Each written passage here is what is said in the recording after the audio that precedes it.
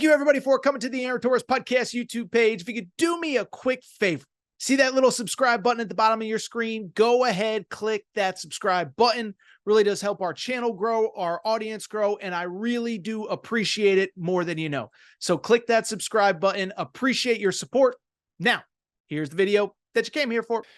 Really quickly, I'd be remiss if I didn't at least reference kind of the big elephant in the room, which is like, is this the last dance for Jim Harbaugh? Is he going to the NFL? What is the future? And it is funny because Jim Harbaugh was asked about this at Media Day on Sunday.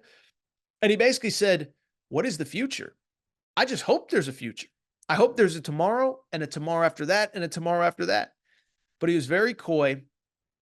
And to me, what I would say about Jim Harbaugh's future, because I've had a lot of people ask about it, it feels to me, I don't think anybody really knows.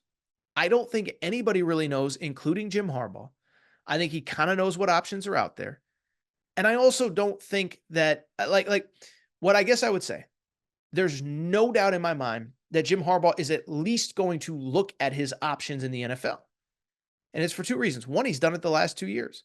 But two, also worth noting, he's had that contract on his desk from Michigan for weeks now. First reports came out around the Big Ten championship game. He has not signed it. He's going to look at his options, et cetera, et cetera. So the question becomes, does he stay? Does he go? And I think it's an interesting conversation that, again, there's no easy answer. Now, what's a little tough, because I'm doing this on Sunday evening-ish, about 5, 6 o'clock Eastern time, it's just hard to say because I don't know what jobs are open. We know that Carolina's open. We know that the Chargers are open. We suspect that Washington, the Commanders are going to open. New England Patriots are probably going to open. The Raiders technically, I guess, has to open because Antonio Pierce is an interim candidate, so they have to interview other people for the job. I don't really fully understand how the Rooney Rule works, but that's what Adam Schefter says, is that even if they want to hire Antonio Pierce, who's obviously a minority candidate, they have to interview other minority candidates. Don't ask me. I don't get it, but whatever. Looks like Chicago will probably stay put. We'll see about other jobs. But the question becomes, does he stay? Does he go? A couple things. One, listen, the Chargers thing I've said on this show 30 times, so I'll be quick. It's the best job with the best quarterback. He played for the Chargers when they were in San Diego. I still will believe that they are going to pay him market share or market, demand when I see it. And what do I mean by that? Well, he's got a contract on his desk for Michigan for $12 million a year. Make him the highest paid coach in college football. And I bring it up because the Chargers have never paid for head coaching candidates. They've never paid big money for coaches. Brandon Staley, who they fired, was making $4 million a year.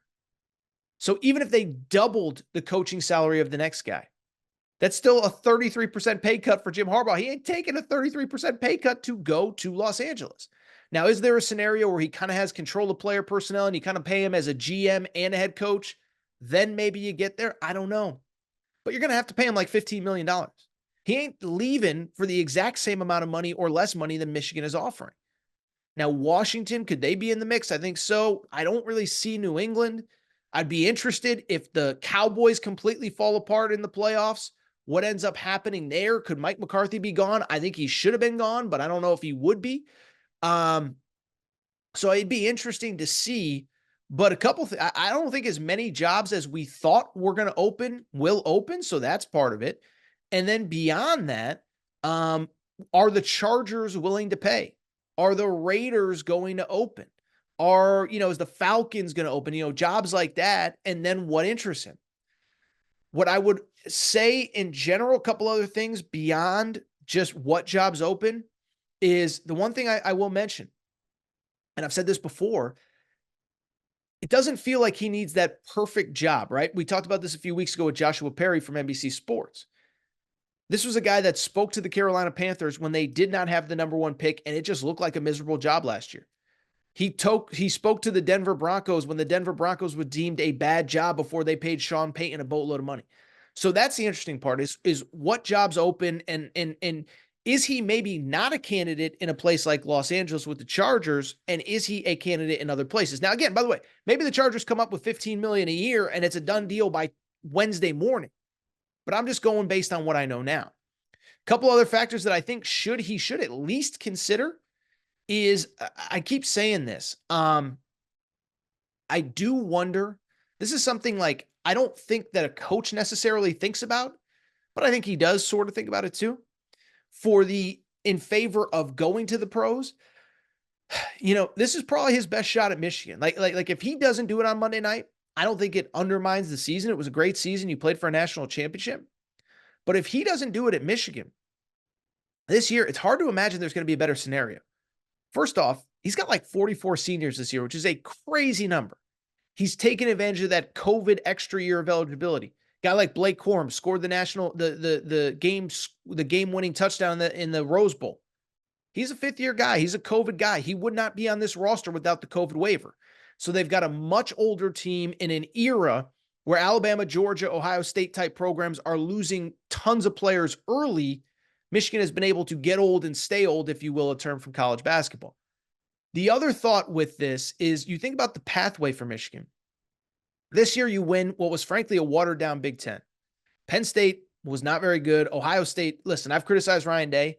That's as bad as they'll be at quarterback. I don't think Will Howard is a significant upgrade at quarterback, but I think he's probably a little bit better than Kyle McCord. So Ohio State's probably going to be up, and then you got all the Pac-12 teams coming in. I think Oregon coming into next year might be the best team in the Big Ten, depending on what Jim Harbaugh does at Michigan. They should be favored over Ohio State, I can tell you that much. And so is Oregon now a factor? Is Washington now a factor? USC, I don't think is going to be as bad as they were last year. And so that becomes an interesting thing too. The schedule, by the way, next year gets way tougher. This year, they didn't play a meaningful game until November. How about next year? They play Texas out of conference, one, USC at home to open the Big Ten, and then they play at Washington before their bye in early October. So by early October, they will have played Texas at home, USC at home, at Washington, and they still get Oregon at home late in the year and then Ohio State on the road. So the schedule gets tougher. The roster is never going to be deeper. And I'll say this, the playoff, I think, for Michigan is a little bit of a disadvantage. Now, for those really good SEC teams, Georgia gets in this year, no matter if they're a 6 seed, a 5 seed, a 7 seed, whatever. They're probably the favorites to win it all.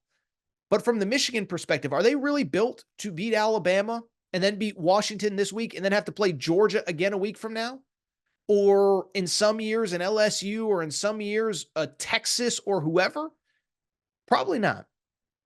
So these are all factors. I think it's going to be interesting to follow, and we'll see what happens. I don't know how quickly this could move. Again, the Chargers, if they're serious about it, they better be checking couch cushions for pennies and dollar bills and nickels and dimes, because you ain't going to nickel and dime Jim Harbaugh. So fascinating situation to consider, and it's obviously a huge question. Is this Jim Harbaugh's final game?